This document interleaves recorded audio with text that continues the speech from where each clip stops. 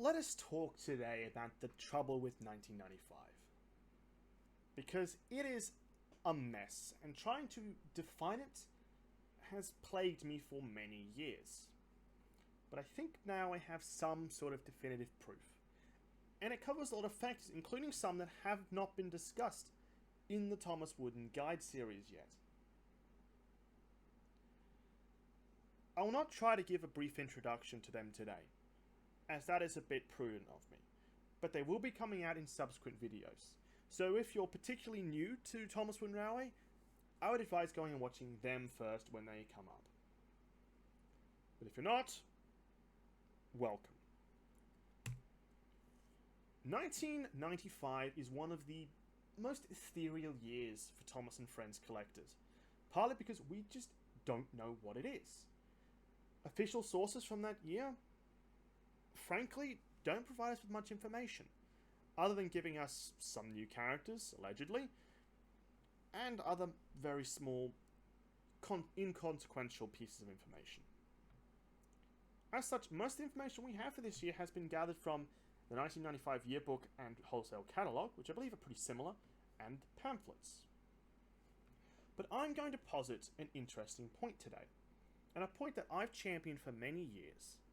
That being that there is a way to tell apart 1995s from 94s and 96s, but it means you do have to go against what the wiki tells you. Skipping ahead of those slides, which, spoilers, we can see what the wiki actually says is 94, 95, and 96. And as you can see, it's not very much. 94 claims that all items received flat or rounded magnets, with flat magnets being predominantly just a surplus. 95 is listed as basically the same sort of thing.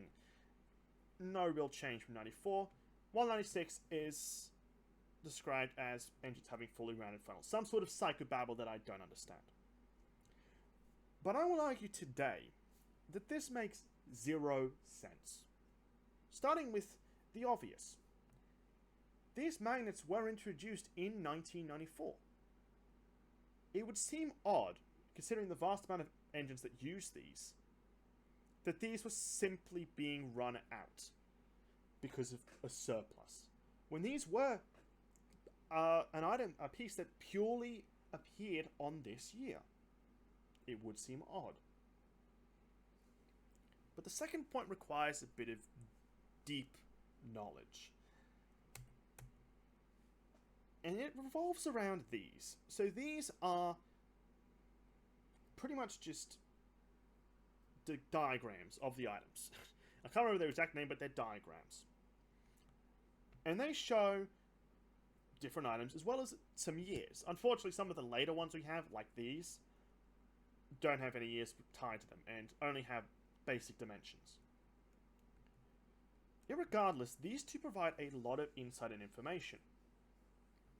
Starting with the breakdown train, something that's not immediately apparent is the fact that this diagram has been drawn with magnets that are flat, whereas this diagram has been drawn with magnets that are round. Note the dates as well. This was published on the 28th of the 12th, 94. In fact, this was a revision that occurred, whereas this one was halfway through 95.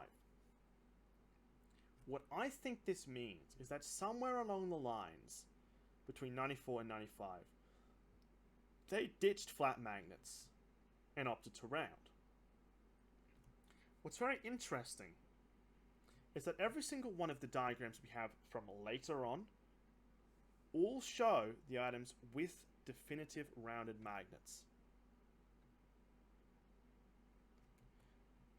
as opposed to the flat ones present on the breakdown train. Now, one may consider this a stylistic choice, and that's possible. Maybe the flat magnets were drawn this way, or maybe just magnets were drawn this way in general earlier on, with flat magnets taking over, with rounded magnets taking over later on. But even if that's true, that would mean this stylistic choice of modeling the flat magnets was still present in 94 pieces.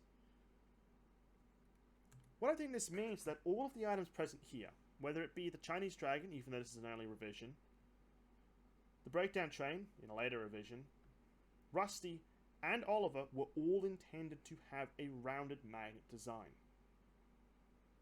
The question then becomes, why didn't they?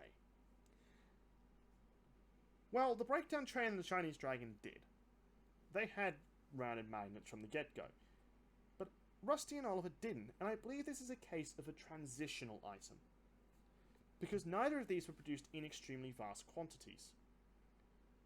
And I would likely posit that they were simply used as a means to get rid of excess stock of flat magnets. As well as, in the case of Rusty, undated wheels. Oliver, on the other hand, I believe had dated wheels, and also had flat magnets, but only in very minor quantities. As a matter of fact, going back to the original ones we mentioned, Tar and Fuel, Oliver, Rusty, and only very, very small quantities of Peter Sam ever had flat magnets from 1994. The rest of these all used round. As a matter of fact, Peter Sam barely existed in flat magnets at all, leading me to believe that only one or so production runs was ever done of Peter Sam in this style, if any. I think some people have posited that it is an actual prototype. The Oliver, Tar and Fuel, and Rusty, though, all seem like literal choices made by the factory in order to run out stock on only select items. Considering they're all new releases, it makes sense, especially considering the fact that Rusty also has undated wheels, something that is uncommon for any other item from that year. So what does this all boil down to? Well, it boils down to this. It is my firm belief that this magnet here is a pure 1994 thing, with some crossover into 95, purely as a means to get rid of excess stock. 1995 magnets, on the other hand, while maybe appearing on some 94s, seem to me to be a very definitive choice made for the 1995 range. Whereas this magnet seems to be a very definitive choice for the 1996 range. As such, I dismiss this entire nonsense purported by the wiki, and rather claim that this is 94, this is a 95, and this is a 96, with some transitional years making up the crossover between them. Also, to refute what the wiki says, it claims here that all engines received fully rounded funnels in 1996. However, as should be apparent on the top, this is a 94 with rounded magnets, and this is a 96 with rounded magnets, and they both have the same style of funnels. It seems pretty clear to me then that this would be a 95 then, this would be a 96, this would be a 94, and for shits and giggles, this is a 1997. Furthermore, if you note the coloration, this 94 is a lot darker in paint, even though it's mostly gone, which is shared by this 95, which is then lightened a bit for this 96.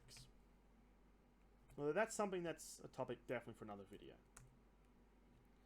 Therefore, it seems pretty clear to me the conclusion to be drawn. But we also have to consider that these may have been stylistic choices. They definitely don't look like the large protruding magnets present on D199, for instance. However, it could also be the perspective and the weird picture quality of these that's limiting the ability for us to see. Therefore, I think we can end this on an opinion rather than a definitive fact, although I do believe that the evidence here does support it. So thank you all very much for watching, and, well, bye for now.